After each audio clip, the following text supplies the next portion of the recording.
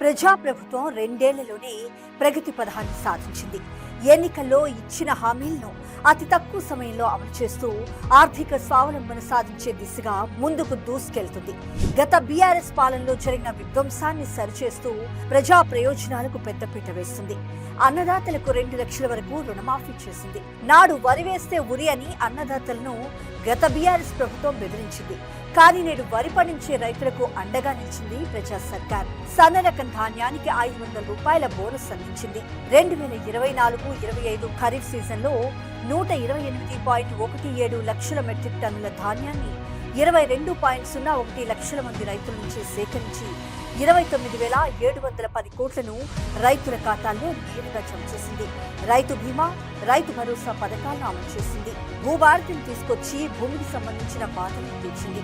ప్రజాప్రభుత్వం ఏర్పడగానే మహాలక్ష్మి పథకం ద్వారా మహిళలకు ఆర్టీసీ బస్సులో ఉచిత ప్రయాణాన్ని అమలు చేసింది.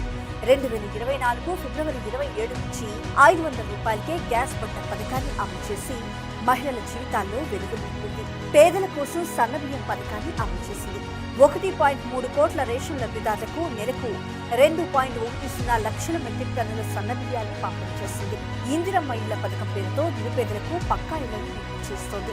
ప్రతి నియోజకవర్గానికి 4,500 ఇళ్ల చొప్పున ఒక్కో ఇంటి నిర్మాణానికి 5 లక్షల రూపాయల చొప్పున లబ్ధిదారులకు అందించింది. 1 కోటి మంది మహిళలను కోటీశ్వరులను చేయాలనే ప్రణాళికతో మహిళా శక్తి క్యాంటీన్లు, పెట్రోల్ బంకులు, ఆర్టీసీకి హైర్ బస్సులు, సోలార్ పవర్ ప్లాంట్ల ఏర్పాటును ప్రోత్సహిస్తుంది. విద్యాభివృద్ధి కోసం young India integrated residential schools ఏర్పాటు చేస్తోంది.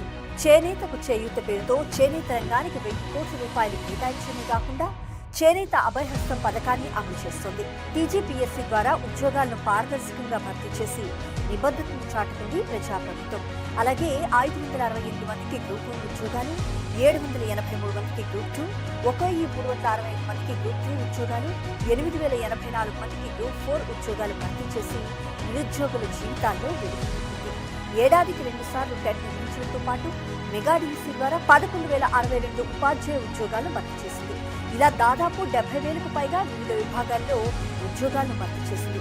ఎస్సీ, ఎస్టీ, బీసీ, మైనార్టీ మందుకు 3,642 మంది విద్యార్థులకు 462 కోట్ల రూపాయలు వెచ్చించి ఓవర్సీస్ స్కాలర్షిప్ ఇచ్చింది. ఉచిత చేప పిల్లల పథకం కోసం 122.22 కోట్ల రూపాయల కేటాయింపులతో 5 లక్షల మంది మత్స్యకారులకు ఉపాధి దిశగా ముందడుగేసింది.